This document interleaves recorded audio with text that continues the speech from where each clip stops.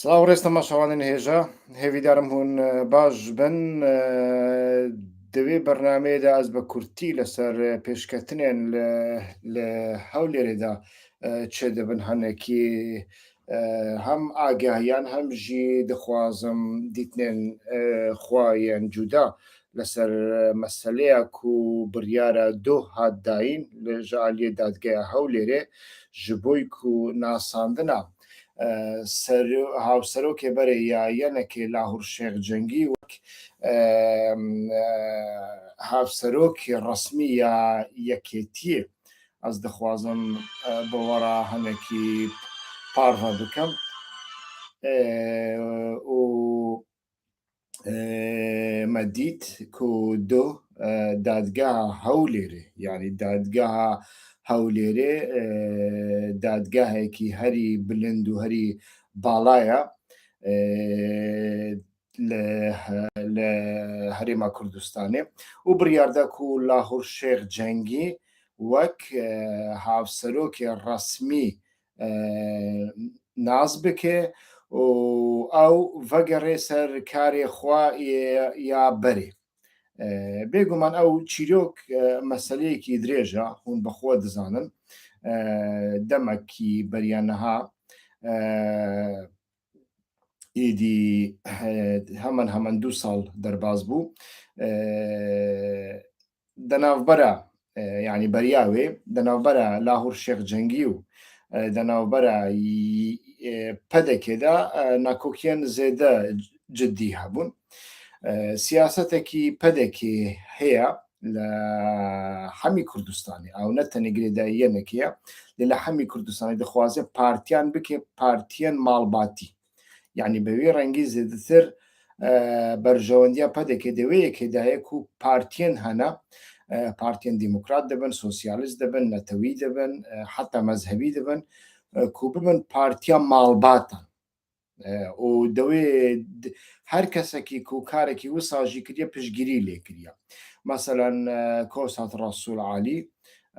عالی گرێ مام جەلال تاڵەبانی بەرێ دژمنێکی پەدێکێ بوو حتا گەلک جاران ڕێک نەدەدان بێ هەولێری کاری خۆ بکات چەند جار حەقالەت پێکردن لێ پشتی و ئەم بێژن زارۆکێن خۆ ئانین شووناخۆ ئێدی بوو کەسێکی حەسکری نەوشیرا مستەفا بە هەمان ڕەنگی دژمنێکی پەدێکێ بوو لێ پشتی و نەوشیرا مستەفا مرو و جێ خۆش زارۆکی خۆڕاهێنا و زارۆکێوی نەها کەسێن قبولکرینە ژعالیە پەدەکێ پەدەکە ڤانتشتانە لە باکووری کوردستانێژی دیکە یعنی لە باکووری کوردستانێژی مەسەرەن بەرێ ئۆسمان ئۆجەڵان بوو نەها لە ڕێکە عومەر ئۆجەڵان دەخوازە هەمان تشتی بکە یعنی هوون دقت بکەن ڕاگەهاندنێن پەدەکێ داخیانیەکی دوڕان قاڵقان ئانجی جەمیل بایق ناوەشین بڵاو ناکەن لێ هەمی داخیانیان عومەر ئۆجەڵان بڵاو دکەن سەدەمێوی تەنێ تشتەکە و دخوازن یعنی بەرژەوەندیاوان ئەوە و هەمی پارتی ببن پارتیەن ماڵباتی و بەوی ڕەنگید ئەو دکارە بەوانڕ سیاسەتێکی ئاسانتر بکە یعنی بە کورتی مەسەلە ئەوە ناکۆکیە ناوبەرە لاهور شێخ جەنگی و پەدەکێژی بەرێ یعنی بنگەهی خۆ زێدەتر ئەو لە گۆڕی باوەڕیا من ینی پەدێکێ دەخواست پشتی مام جەلال تەنێ زارۆکێوی لەسەر دەسەڵاتداریە بن لێگاوەک و کۆنفرانسە چارەمین چێ دەبێت دەناوە یەکێتیەدا لاهور شێخ جەنگی ئەس باوەڵم 200 دەنگێوی زێدەتر بافێڵ تاڵەبانی زێتر دەنگانی و هەم بافێڵ تاڵەبانی هەم لاهور شێخ جەنگی هەموو نەویەن سیاسی یا سێمین کەسێن استخباراتینە لۆ ماژی دەنجبووی من یعنی ئەز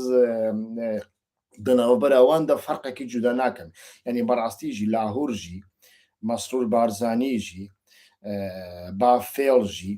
وانە هەمی ji kesên istixbaratî hatine yanî berê partiyên ku hebûn pedeke em bêjin serokatiya wî yanî ji dû ئاراستەیان سەرۆکاتیاوی داهات کرد ئاراستەیەک ئیبراهیم ئەحمەد بوو سلێمانیە بوو حەمزە عەبدوڵڵا بوو ئاراستەیەکژی مەلا مستەفا بارزانی بوو دەناو بەراواندا بەردەوام شەڕ هەبوو دەناو بەراواندا بەردەوام ناکۆکی هەبوون حەقارەتی مەزن لە هەفتوو دکردن یعنی تشتێن و لەڤر ناین گوتن ئەس ناخوازن بێژم ژ هەفتوو ڕادەگوتن و بە وێڕەنگی ئەو ناکۆکی گەشت جێیەکی و ئیرانی و عراقی لە هەمبەری هەفتوو بەکاربیین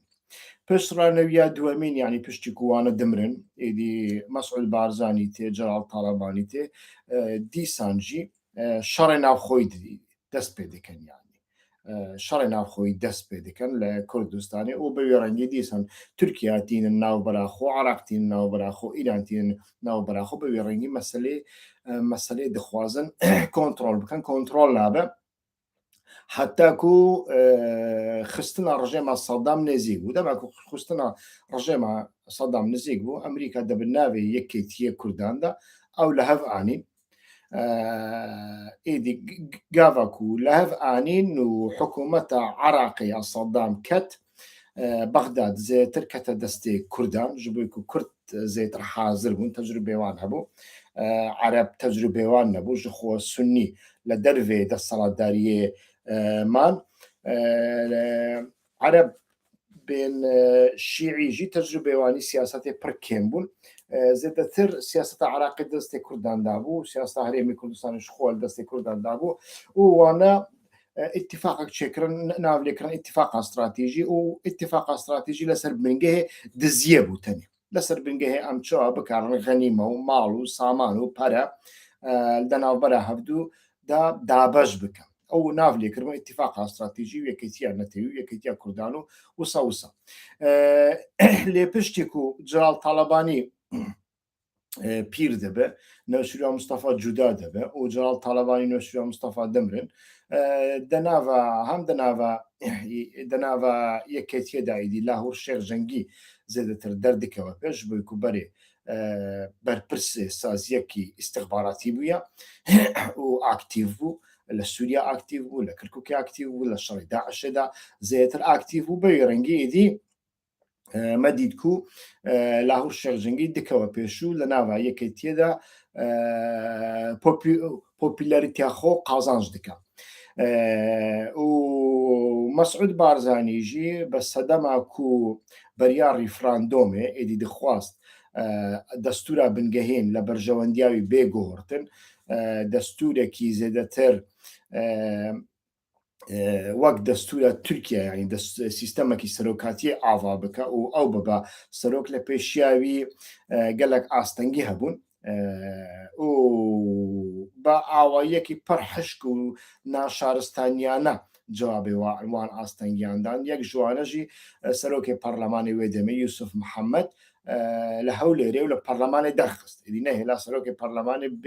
بکەوە پەرلەمانی کاری خوا بکە و دە هەمان دەمێدا هەنێک خاڵی لاواز دەربارەی داعشێدا هەبوون مەسەلێن دنێ هەبوون و ریفراندۆم ژیگاڤک و هات سەر ئیدی ئەمریکا مەجبورمە مەسعود بارزانی ژ کار دوورخست وەک سەرۆکی هەرێمە نێچیروان هات شوناوی لێ نێچیروان ژعالیە مەسرور وەک کەسێکی ئەسڵی نایە ناساندن ناسکردنجی قبولکردنجی چما ژبێک و نێچیروان دایکاوی سۆرانە دایکاوی سولەیمانیە یعنی دەناوە بارزانیاندا ئەوژی هەگەرێک باوێتەژی بارزانی بێ دیاتەژی بارزانی بێ نێچیروان بارزانی هەر کەس زانێ خانما ئەدریس بارزانی سولەیمانیە سۆرانە یەک یا دنێژی وەک من گوت یعنی مەسرور بارزانی ئەوژی دەناوە استخبارات دابوو سازیا پاراستنێ و ژێرا دەبێژن یعنی ئەو خوا بە دەرەجەیەک میراتگرێ مەسعود بارزانی دەدیت لۆماژی سازشێکی وسا چێکردن ئەدریس بارزانی کردن سەرۆکی هەرێمێ بلێ دەسەڵات تێوی کێمکردن ئەو دەسەڵاتی و سەرۆکی هەرێمێ هەبوون دەسەڵات هەنێک دەستێوی دەرخستن لە شووناوی ئەو دەسەڵاتدان سەرۆک وەزیر و مەسرور بارزانیە ئێدی بەوێ ڕەنگی هەری داویەوە وەکمە دیت و کودەتا لەسەر لاهور شێخ جەنگی هات ئەنجامداین لاهور شێخ جەنگی ژ سیاسەتی هات دوورخستن لێ نەدەناوە یەکێتیەدا نە لە دەرvê یەکێتیەدا کەسێن خوا هاوپەیمانی و دڵسۆزی لاهور دەدیتن لێ خودی دەرنەکەتن لە بەغدای شکات کرد لە بەغدایژی هاوسەنگین سیاسی حساسن یعنی هون دزانن مەسلەیە پترۆلێ هەیە مەسلەیە هاافکاریە دەناوبەرا پەدێکی و تورکایە هەیە و عراقیژی حەز ناکەن بەغداد ژوەیەکی قەت حەز ناکە مەسلەیە گومرگان هەیە ڤان مەسلەیانە هەمی بوون سەدەما vەیەکێک و دادگاها فدرالی لە بەرژەوەندە ماڵباتە ئیبراهیم ئەحمەد و تاالبانی یعنی لە بەرژەوەندا دیا بافێڵ تاالبانی بڕیار بدە بە وێڕەنگیژی بڕیار وەرگتن لاهور دیسانجی تانە لەوێ بڕیارە دەیانی ئەو بڕیار قبول نەکردشان خواست و ژنووە بێبەرچاف کرد لێ دەوێ ناوبەرێدا گۆهۆرتنەک چێبوو لە هەرێما کوردستانی گۆهۆرتن چ بوو یعنی وەکمان گوت پەدەکە هێوی دەکرد و یەکێتی بە پارتێکی ماڵباتی دەوێدا دەوردا ئەنجام وەرگرت لێگاوەک و ئەنجام وەرگرت خویا دەکا هەم دەناوە یەکەتیدا گروپەکی کێمژی بە هەمژی هەرێک هێزێن دەرڤە ڕێک نەدان یەکێتی پڕ لاواز ببە یەکێتی مەجبورە بەهێز ببە و پەدەکێژی دەخواست یەکێتێکی لاواز دەخواست و ئەو یەک حتا نەهاژی بەردەوامە لۆمە پەدەکێ چکر vێجارێ ئەو لاهور شێخ جەنگیە کو بەخۆ ji کار دەرخستە بوون وێ دەمێ ئاریکاری پێراکرد یەنێکێ لە هەمبەری وێ چکرد یەنێکی ئەدهەم بارزانانی و ئەدهەم بارزانانی پسمامێ مەسعود بارزانیە دەمەکی درێژە ناکۆ کێوی بە ماڵباتە مەسعود بارزانی ڕاهەنا پڕ جاران لە ئیرانی دژی حتا نەکارە لە بارزان لە گوندی خۆ بژی بەوێ ڕەنگی ئیدی ئەوژی یەکێتیژی ڕابوون پشگیری دانا ئەدهەم بارزانی یعنی بەوێ ڕەنگی مەسەلە ئاوا بوو لۆماژی هەری داویە دۆ بڕیارە دادگاها هەولێرێ هات لە بەرژەوەندیا لاهور شێخ جەنگی بێ گومان ئەو بڕیار ژاریەیەکێتی نای قبول کرد خۆن نهات قبول کرد وەک بڕیارێکی سیاسیژی تێدیتن نەها ئەو یەک یادنێ divê em lê binerin ka demê pêş çi dibe yanî niha li gorî biryarê Lahûr Şêx Cengî dikare wek sekretêrê yekêtiye karê xwe berdewam bike ew çekekî mezin e kartekî mezin e di destê pedekê de yanî pedeke çi dibêje dibêje bafêl Talebanî heger ku hûn li gorî me hereket nekin li gorî me siyaset nekin em demê pêş baregayekî ji bo Lahûr li Hewlêrê vedikin bi navê sekirtê hawserokê Yekêtî Niştimanî Kurdistan û Lahûr lewir dikare serokatiya yekêtiye bike manayî ew e yanî loma niha berastî jî Lahûr vî karî dike an nake heger ku wî karî bike bêguman yekêtî parça dibe dibe du parça wê demê û pedeke jî piştgiriya wan dike ji xwe kesên derdorê Lahûr hêjî hene pir zêde ne jî lê tirsekî wan berê ew bû yanî piştgiriya aşkar nedan yek dihatin kuştin wek Murad Kanî Kurdî çawa li Raniyê kuştin ya duwemîn jî meseleya abûriya yanî li Başûrê Kurdistanê hîzib destê wî de berîka xelkê daye destê wî di nava meîdeya xelkê daye kengî bixwazî te bênan diket kengî dixwazî te bê pere dike loma jî sedema ku ew xelek piştgirî li Lahûr nedikirin alîgirên wî sedemek jî ew bû niha şûn ve heger ku pedeke pere bidî heger ku pedeke bîrûyekî ji bo Lahûr li Hewlêrê vekê gelo Lahûr dikewe nav wê oynê û vê leystokê an ne mesela ew ka em lê binerin ew çê dibe çi nebe berastî heger ku çê bibe yekêtî wek min got parçe dibe yekêtî lawaztir dibe heger ku nebe jî wê demê gelo yekêtiya nû dikare siyasetekî aqlana bimeşîne gelo Lahûr bixwe jî dikarî vê nek wek şantajek ji bo em bêjin parçekirina yekêtî ji bo ku em bêjin bikê kartek û malbata İbrahim Ahmed naçar bikê ku henekî bixwe da biçin dikare bekarmîne an ne em wê دەمێ پێشدا زێدەتر شڕۆڤە دیکەن ئەم لێ بنەڕن کە پشتیوێ بڕیارێ پێنگاوێن پراکتیکیش ji herdû aliyan çi dibin ji xwe yeketî vê biryarê red dike lê li gorî min tişê herî giring ew e ku ew mayîn ew alxam ew bombeya ku Lahûr di navbera yeketî û pedekê teqan ku tekiliyên wan berive xirab zêdetir xirab bûye bir ji xwe tekiliyê wan baş nîne xirabtir kir di demê pêş de Lahûr kîjan hengavê praktîkî diavêje yani li gorî vê biryarê bîriyekî li Hewlêrê vedike beşekî yeketiye dibe Hewlêrê an jî diçe bi malbata Talebanî İbrahim Ehmed re